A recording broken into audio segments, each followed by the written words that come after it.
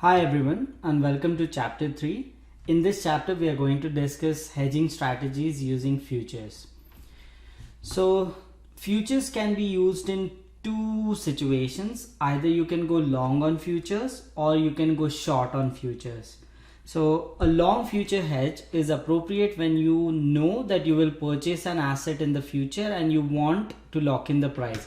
So consumers of any product, anything that you're consuming, so you're going to pay for it to help. What is your risk in that case? In that case, your risk is if the price goes up. So let's say I'm an oil consumer, I'm an airlines and I consume oil. So my risk to my business model is price of oil going up because I buy oil. So in that case, how will I hedge? I'll hedge by using a long contract on futures. So any kind of consumers would go long on futures. Any kind of producer would go short on futures to hedge his risk. So short future hedge is appropriate when you know you will sell an asset in the future and want to lock in the price. Okay. So there are arguments in favor of hedging and there are arguments in favor against hedging. So why should you hedge? As a business, you should hedge because then you can focus on the main business. You're not worried about exchange rate fluctuations. You're not worried about commodity prices moving, etc. For example, if I'm running WestJet or let's say Air Canada, my main business focus should be on giving good service to my customers, right? To my consumers, rather than worrying about oil prices, about exchange rates, about all those things. So once you hedge your position, your worry is gone as a business model. So companies should focus on the main business they are in and take steps to minimize risk arising from interest rates, exchange rates and other market variables. So in this way, you can use hedging. Now, there are arguments against hedging too. Now, businesses are run for shareholders. Who are owners of business? Shareholders. Now, if I'm a shareholder and I have shareholdings in both companies, an airline company as well as oil and gas company. So I'm invested in WestJet, who is an airlines, and I'm also invested in Suncor, who is a Canadian oil and gas manufacturing firm. So if oil prices go up, my Suncor benefits, but the airline stocks take a hit. But if oil prices go down, airlines benefit, but Suncor takes a hit. So I'm already hedged. So would I want my company to hedge the position for me? The answer may be no. So shareholders who are having a well diversified portfolio do hedging on their own. So they do not want their companies to hedge risk. It may increase risk to hedge when competitors do not. So hedging has a cost involved to it. So sometimes if your competitors are not hedging while you're hedging, then it can create a lot of situations because you're paying cost for hedging and you're giving up all the possible gains. For example, if I am an airlines and I go long on oil, so my futures would benefit when the oil price goes up, right? And my business will take loss. So net I'm at zero benefit. But when oil prices go down like they are doing right now, I will benefit in my business, but my futures will start taking loss. So net I'm not changing my risk. I'm actually keeping my risk stable. But what if other companies are not doing that? Then when oil prices go down, other airlines who are not hedged will perform better than me. So if your competitors are not using hedging, then it may not be appropriate to hedge yourself. And also explaining a situation. So it happened with a friend of mine. So I've worked with various investment banks and a friend of mine worked in treasuries. So if you're working in a treasury department, your job profile is to hedge against risk. But if you hedge against risk, you do away with all possible gains. So he was working in a pharma company and he was hedging on some raw material that was there in the pharma business, right? So he was hedging against the raw material prices going up. So in that case, what happened was the raw material prices actually plummeted and he was taking huge loss on his hedge because the price went down. He was hedging against price going up. So the futures positions that he had were taking big losses. So his CEO actually fired him because he did not understand the concept of hedging. And then he was asked, like shareholders were asking, like, why are you taking losses on futures when actually the raw material cost is plummeting? So why your profits not increasing as much as your competitors? So sometimes it is difficult to explain hedging to people who are not from finance background, and why do you have to take a loss sometimes. So explaining a situation where there is a loss on a hedge and a gain on an underlying thing can be difficult, because if the price were going up for the raw material and he was making profit on his future positions, then the CEOs he can explain it very easily, because I'm making profits but your business is suffering, so this profits are counterbalancing the loss in the business. But when the other thing happens, when your business is gaining and you're taking losses on your future positions, explaining these things can be difficult. Now, what is basis risk? So I'll explain it to you in an Excel file.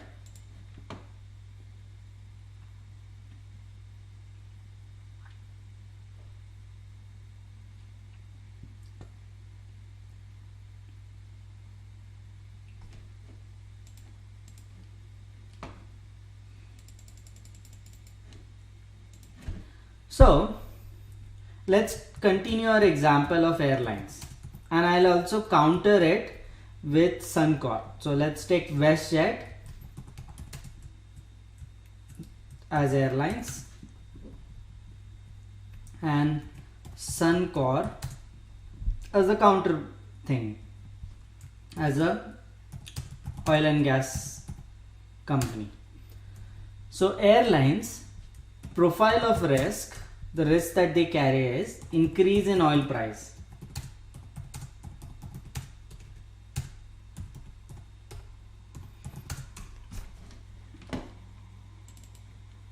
Now, how do they hedge this risk? They hedge this risk either by using futures, either by using forwards, let's take forwards first, or by using futures. Now, what is the difference between forwards and futures? Forwards contract you can customize according to your need. So you find a counterparty who has the opposite risk and opposite need as you, and you make an agreement that balances you perfectly. But with futures, the contracts are standardized, they are traded on exchange. You try to fit your needs on an exchange. So sometimes there can be adjustments that you have to make. So if you're using forward contracts here,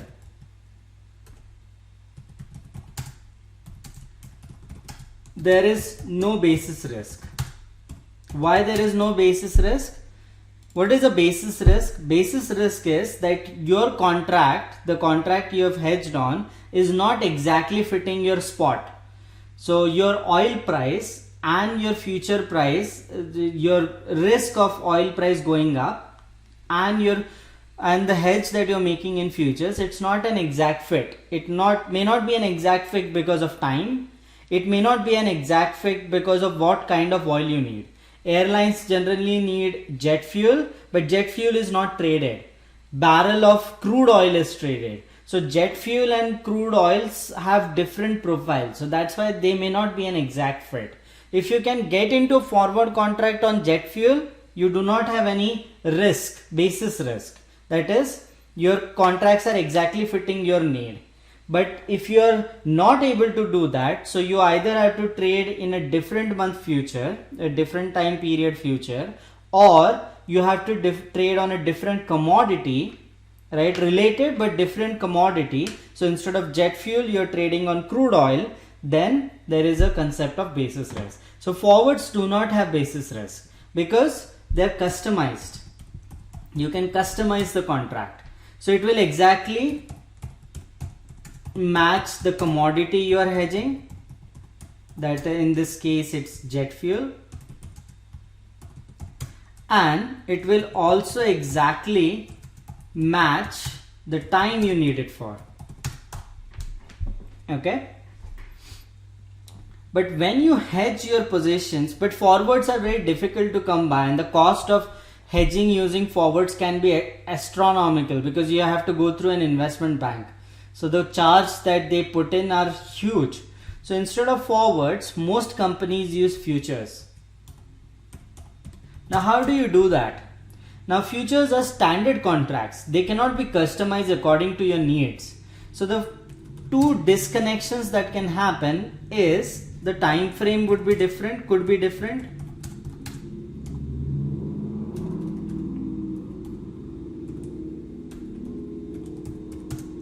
And the second thing is the commodity itself could be different. Commodity is different but related.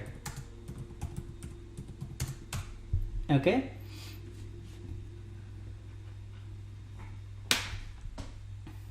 Now, basis risk mostly relates to point number 1, that is time is different. Hedge ratio that we are going to discuss relates to risk number 2, that is commodity is different but related. So let's take one at a time. So let's say times are different but the commodity is same. So there are jet fuel futures in the market and your risk is related to price of jet fuel rising up. So how could it happen? So let's say I'm going to buy large quantities of jet fuel in month of December. So that's my risk. I have to pay out a lot of money in December to buy jet fuel. My risk is price going up. So I want to hedge that risk. So instead of forwards, I go to futures. But on an exchange, let's say I see futures of November. So let's say I see futures of September, month of September trading. I see futures of November trading. There are no December futures, strangely. And there are futures of Jan and Feb. So what do I do now? I want to take delivery in the month of December, but there is no December future contract that is trading. So what would I do? In this situation, I would actually go long on the next available. This is important for your solving questions. You will go long on the next available futures contract,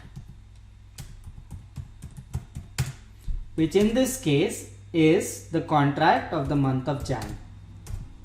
So you will go long in the Jan month future contract, and in December you would close the contract when you take delivery.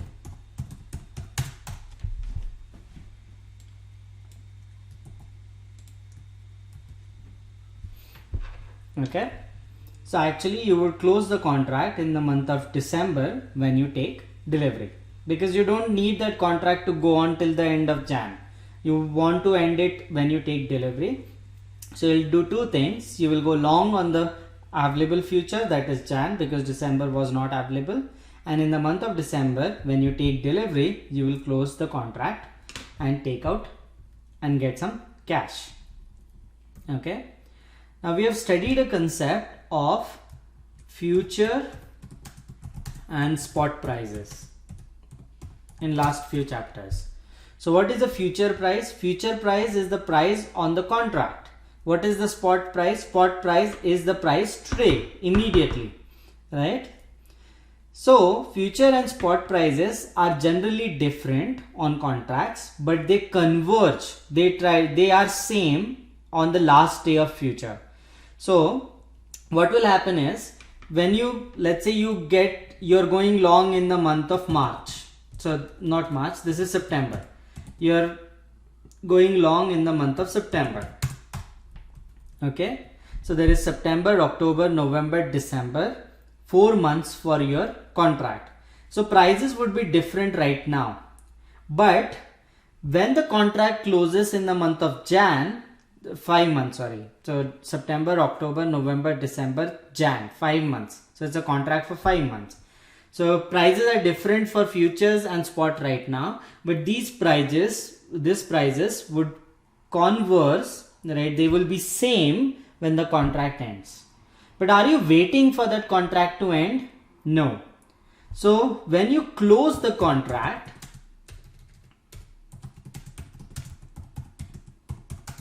the spot and future on the closing day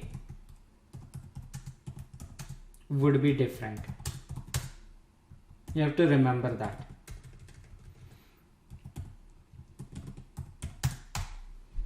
Your spot price and closing day price would be different. I'm just taking it down and we'll put some numbers behind it so that you understand.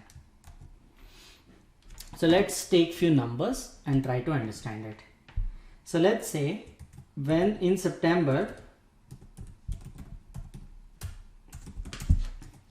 the spot price, so let's say we call it spot September, spot in September was $40 per barrel of jet fuel, and future price in September was, let's say, $38.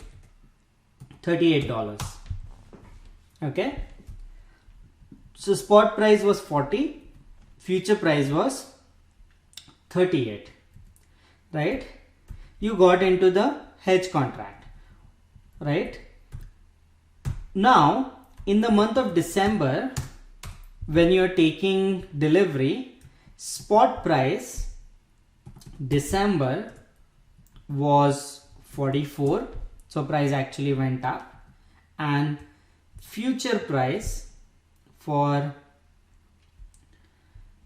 December was 43.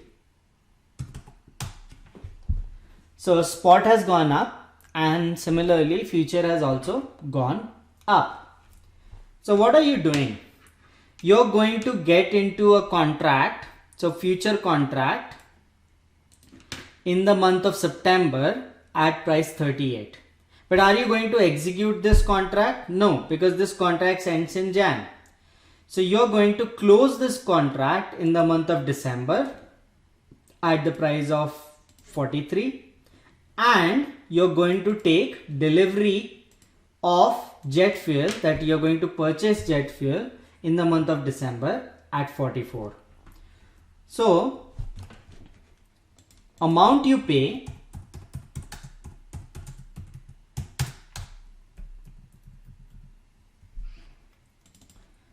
actually equals, you pay $44 to acquire crude in the month of December, but since you were long on this future contract, you actually made money.